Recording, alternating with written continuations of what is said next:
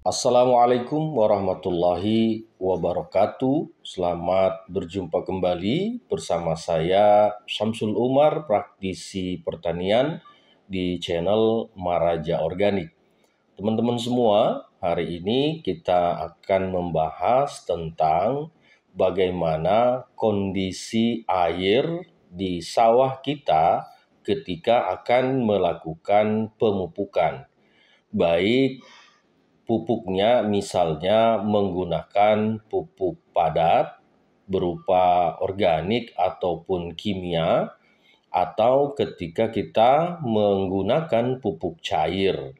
Nah, teman-teman, pada prinsipnya pupuk ini harus sampai ke akar tanaman.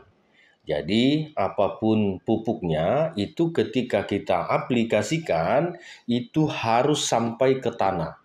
Kenapa? Karena nantinya akan diserap oleh akar tanaman. Jadi, kondisi air itu harus lembab. Sebaik-baiknya harus lembab. Tapi, toh misalnya kita melakukan pemupukannya di musim hujan, itu sebaiknya airnya macak-macak saja. Kenapa begitu? Karena ketika airnya ini banyak, atau misalnya dalam kondisi tergenang sawahnya, lalu kita melakukan pemupukan, maka yang terjadi ini nutrisi yang kita pupukkan itu ya, atau yang terkandung di dalam pupuk itu, ini tidak akan secara mudah atau cepat untuk bisa sampai ke akar. Nah, itulah kenapa harus dilembabkan, harus dimacak-macak minimal. Terlebih lagi misalnya kalau kita menggunakan pupuk kimia, baik misalnya NPK atau urea atau misalnya ZA, ini akan terjadi yang namanya kelarutan. Jadi dia akan larut bersama air, dan ketika misalnya nanti saluran airnya di pematang itu terbuka, maka yang akan terbawa bersama dengan air karena akibat dari larut itu akan lebih banyak. Makanya teman-teman, kita bisa melihat biasanya saluran irigasi itu subur-subur rumputnya. Kenapa begitu? Karena kebanyakan nutrisi itu terlarut bersama dengan air. Nah, tidak boleh juga kondisi kering. Jadi memupuk itu tidak boleh juga kondisi kering. Kenapa? Karena akan terjadi penguapan. Jadi baik itu pupuk kimia ataupun pupuk organik, ini mesti harus kita paham. Tidak boleh dalam kondisi kering dan tidak boleh dalam kondisi tergenang. Karena dua-duanya, kalau dia kering bisa terjadi penguapan, kalau dia tergenang air bisa terjadi larut bersama dengan air. Olehnya, yang paling benar adalah kita harus membuat minimal macak-macak. Tapi yang lebih bagus lagi kalau bisa dibuat lembab. Itu begitu kita menyemprotkan atau menaburkan, ini bisa langsung masuk ke tanah. Jadi bisa langsung nanti diurai oleh bakteri atau dirombak oleh bakteri sehingga tersedia untuk akar dan bisa diserap oleh akar. Nah, teman-teman, bisa teman-teman misalnya memegang urea lah, contoh yang paling mudah. Itu kalau misalnya kita pegang, begitu kena air sedikit saja, karena di situ ada amonium, di situ ada gas di situ, begitu kena air itu langsung terlarut.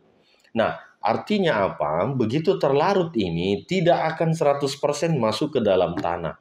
Jadi, kalau demikian, jangan pernah kita melakukan pemupukan dalam kondisi airnya tergenang. Karena ini menyebabkan akan terlarut. Contoh misalnya kalau di kandungan NPK 16-16-16. Untuk nitrogennya ini yang paling bahaya. Karena apa? Ini yang bisa menyebabkan nanti terlarut bersama air. Nah itu, jadi harap dipahami, harap dikoreksi kembali cara-cara pemupukan kita.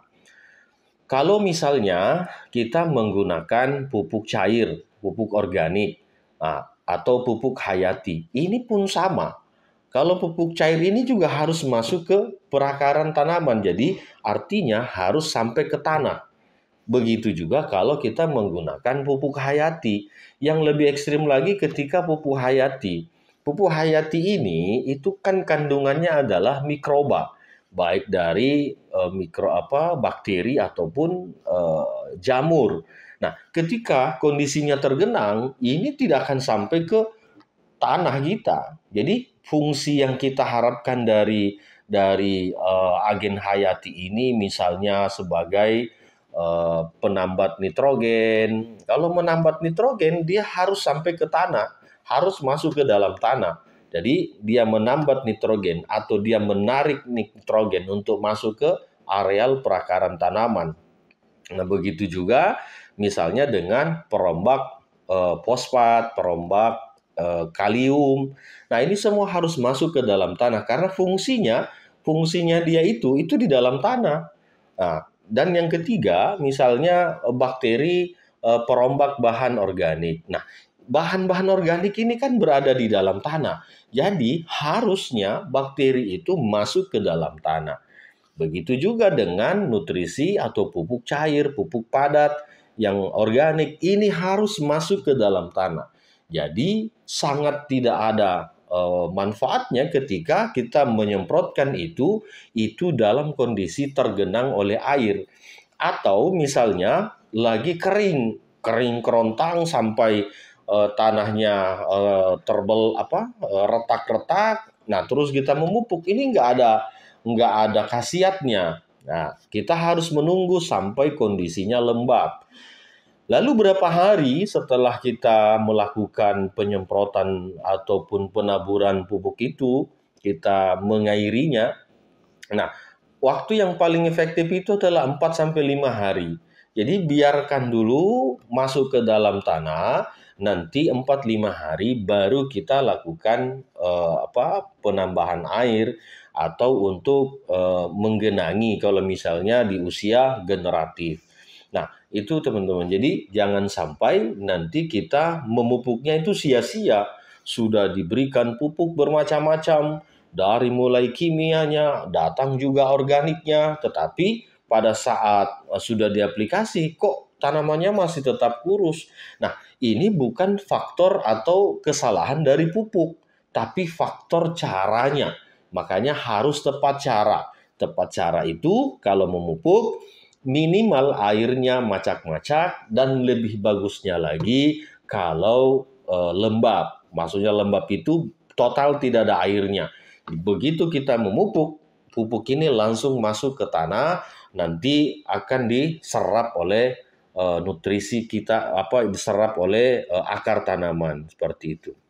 Jadi teman-teman jangan dengan kesalahan kita ini kita nanti sudah memupuk A, sudah memupuk B, sudah memupuk C, tapi tidak ada hasilnya. Nah, ini bukan karena kesalahan pupuknya, tapi karena petaninya yang belum menguasai, belum punya ilmu tentang bagaimana memupuk yang baik dan benar. Berbeda lagi ketika yang kita semprotkan itu misalnya dengan teknologi nano, pupuk yang berteknologi nano. Kalau yang kami produksi ini kan ada bermacam-macam merek.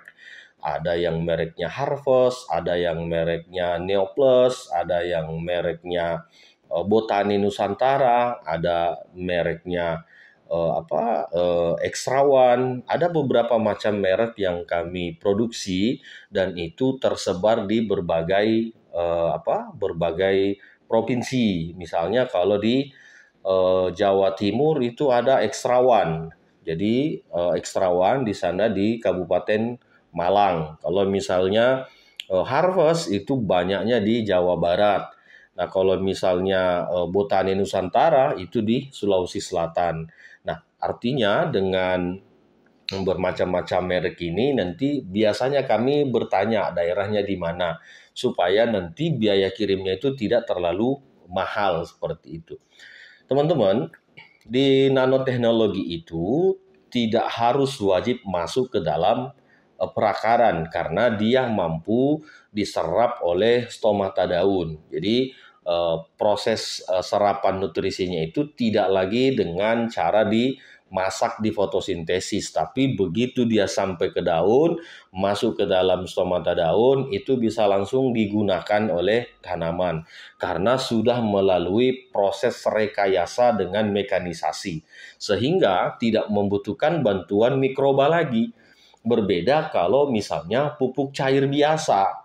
Makanya pupuk cair biasa itu harganya lebih murah dibanding dengan pupuk organik yang berteknologi nano. Karena kalau teknologi nano ini processingnya panjang untuk sampai di partikel nano itu processingnya panjang, sehingga kita hanya menggunakan 15 mili, 20 mili ataupun paling banyak 30 mili untuk satu tangki hand sprayer. Nah, karena ini melalui proses yang panjang supaya partikel itu langsung tersedia dan bisa diserap oleh stomata daun. Nah, itu tadi. Jadi kalau menggunakan teknologi nano itu ada airnya itu tidak ada masalah.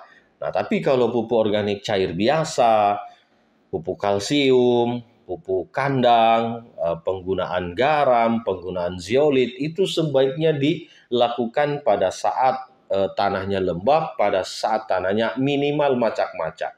Karena proses nutrisi ini harus sampai ke tanah supaya nanti bisa dimanfaatkan oleh mikroba, dirubah statusnya menjadi tersedia karena banyak bahan-bahan organik ini atau pupuk organik ini itu unsurnya belum tersedia. Sedangkan urea saja, urea itu butuh dirombak.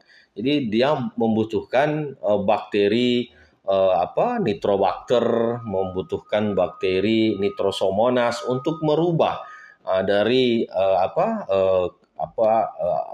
amonium, dari amonium ini menjadi nitrat, menjadi nitrit lalu menjadi nitrat.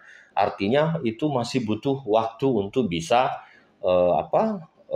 terbukti atau diserap oleh tanaman. Nah, itu kenapa kalau misalnya kita memupuk NPK, memupuk pakai urea, itu butuh waktu 3 sampai 4 hari untuk bisa diserap oleh tanaman. Karena itu tadi ada processingnya, tidak langsung diserap.